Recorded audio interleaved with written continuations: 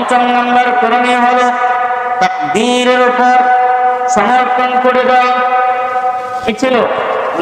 আপনার উপর বিপদ আসছে, এখন এটা বিশ্বাস করে আমার কি ছিল? তাকদীরে আমার নসিবে ছিল। এটা একজন মুমিনের জন্য